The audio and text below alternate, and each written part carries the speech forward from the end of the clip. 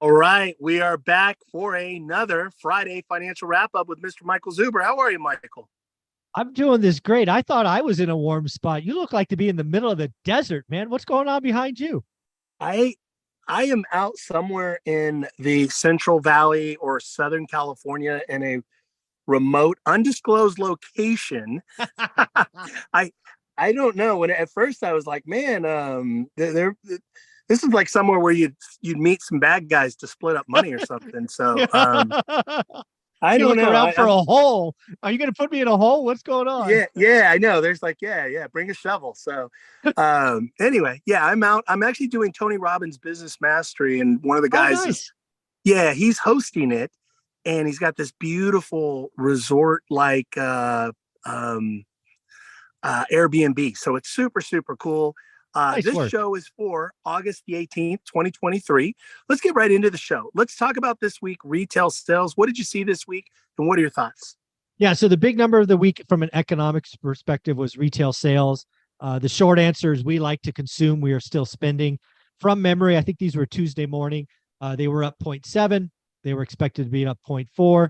They were up in both real and nominal terms, right? The nominal term was zero point 0.7 or zero point 0.9. I think it was actually zero point 0.9. And if you adjust for inflation, they were still higher. So we are still spending. We did see some retailers win, like Walmart is winning while others were losing, like Target. So there are some operational differences at retailers, but generally speaking, retail sales were up. Not going to have a Q2. You can't have a Q3 recession when retail sales are this strong in August. So any recession talk is not happening until at least Q4, but not happening in Q3.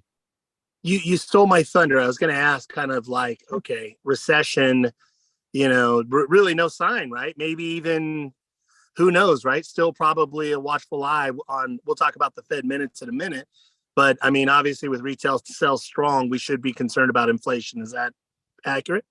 Yeah, I mean, you've got to be impressed that consumers are still spending, given that rates are up 525 basis points.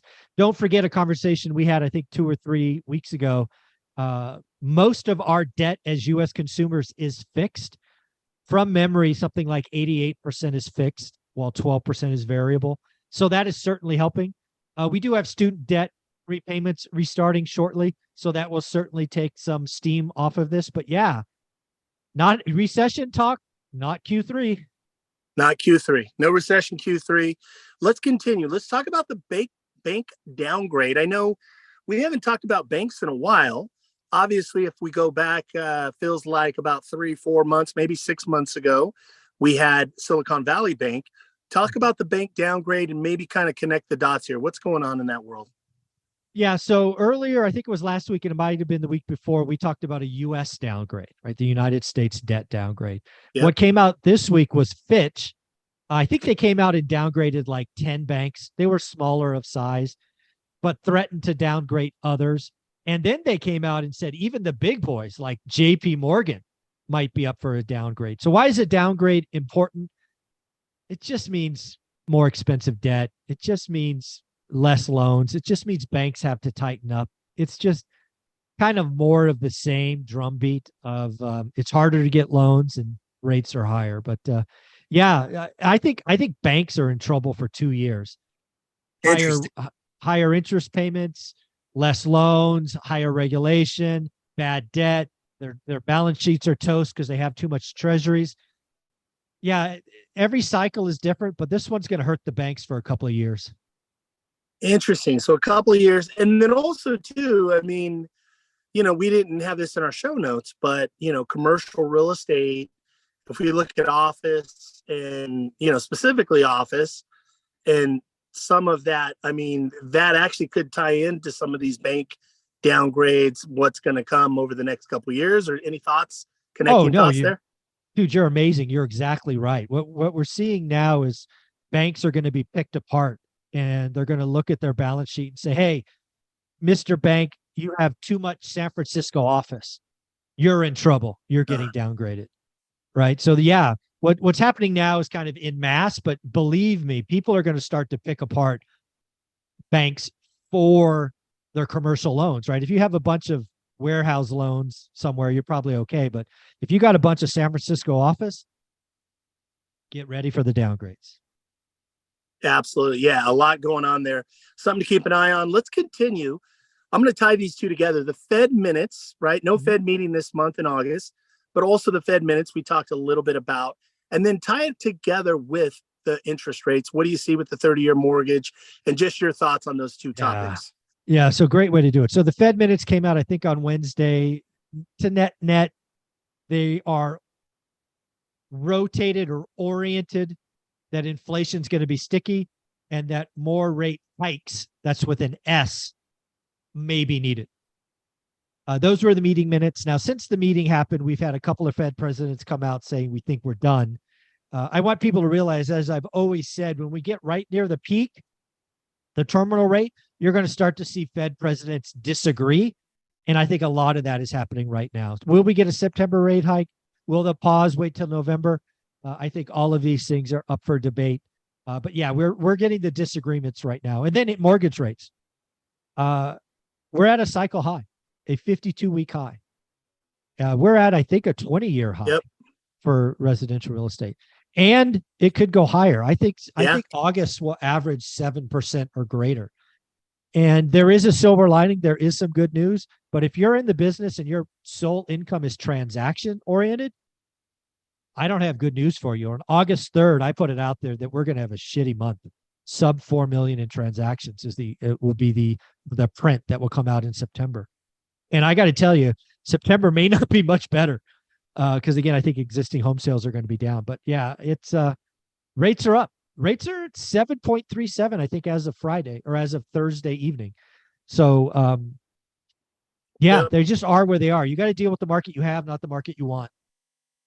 It's interesting too, and I want to keep moving. Obviously, we've had a watchful eye on interest rates since the beginning of this show, and we anticipated rates to come down. Obviously, in some ways, with the rate staying high and the fact that there's still low inventory, builders are obviously ramping up a lot. Seems like builders are winning in this. But let's talk about transactions. You mentioned transactions just here a moment ago. What's going on with transactions this week, and maybe your thoughts? What did you see this week different, or maybe to be the same with transactions? Earlier, like a year ago, I thought 4 million would be the cycle low, and as low as we got was 4.02 million. So really close, like really, really close, less than 0.5%. So felt good about that. I now don't have good news. We're going sub 4 million. We might go sub 3.9 million. So transactions are going down. Now, if you're an investor, that's a good thing, because what that screams is the market is slowing down and you and I can find motivated sellers. I mean, if you go back to 1981, which is the most unaffordable we've ever been, even worse than today, we still did 2 million transactions. So deals will get done. They'll just be great deals. So if you haven't become the hybrid agent like you have talked about for a year, what the hell are you doing? You got to become the hybrid agent so you can survive. Now more than ever transactionally, and thank God, I've got a great wholesale business. We do creative finance, seller financing. We have more tools. We obviously are working in very specific niches that need to sell versus just curious and want to sell. So now more than ever, the realtor community, transaction-based people who make their living off transactions, it's not going to get better, folks. You've got to get better. It's all about developing your skill set. So well said, Michael. Thank you for that. Let's talk about days on market. Your thoughts. What did you see this week, and maybe your thoughts? So again, I've had a very good beat on the real estate market. I feel that the one metric that's going to double is days on market. Right? Days on market for the last couple of years, Ty, has been a teenager. I think there's a very good chance that days on market go over 40 days. Again, I think that is a great thing. You are going to hear endless bears and crash bros talk about days on market at 40 days, days on market up 100%, and they're going to try to scare you. Don't be scared. Realize that days on market over 40 is awesome. Go shopping, write disrespectful offers, follow up on deals, do the work, and go get your great deal. Yeah, I agree wholeheartedly. And it's interesting how I kind of, my barometer, if you will, that what I notice is that I start getting realtors calling me. I feel like I got a lot more wholesalers calling me or messaging me or emailing me deals that just, those were not happening, not as much. There's always some of that going on, but it just feels like it's doubled or tripled even just the last couple of weeks, into August. So very interesting time for sure. Let's keep moving. Let's talk about accountability. Let's talk about, I know that you were considering, and I want to mention this because I think it's a benefit to anybody who's smart enough to take the opportunity. You talked about doing a 10-week class. Talk about accountability and your thoughts this week, and maybe even talk about the 10-week class that you're considering.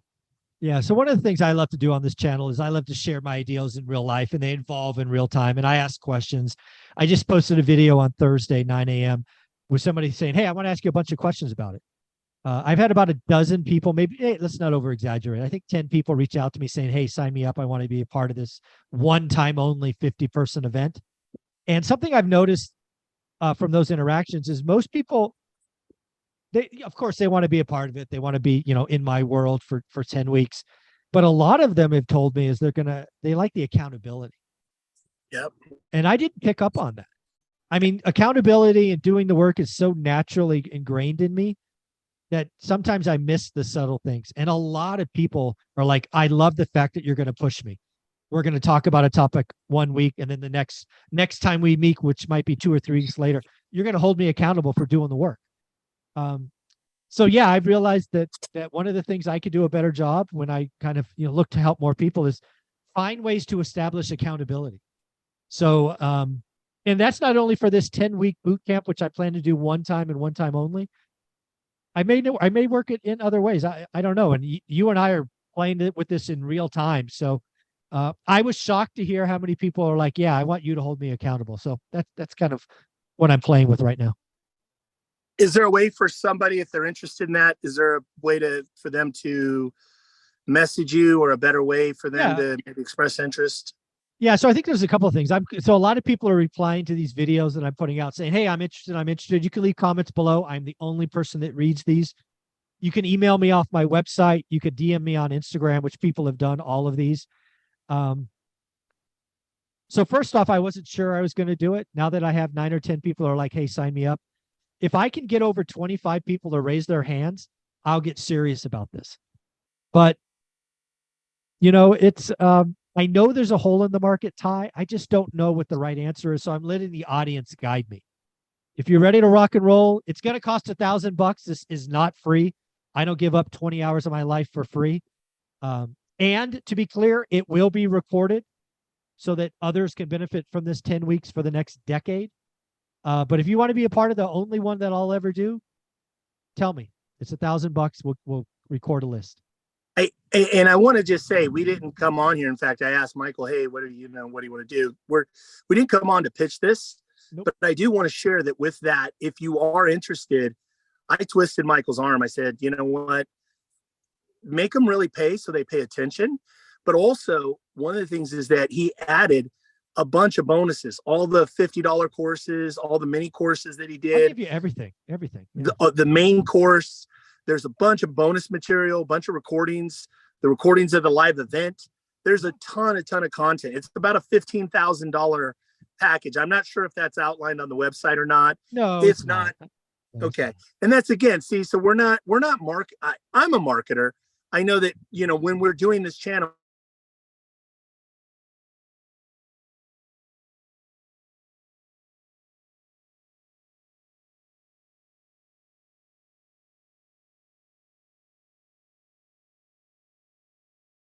Hey there, Ty. I think the desert got us.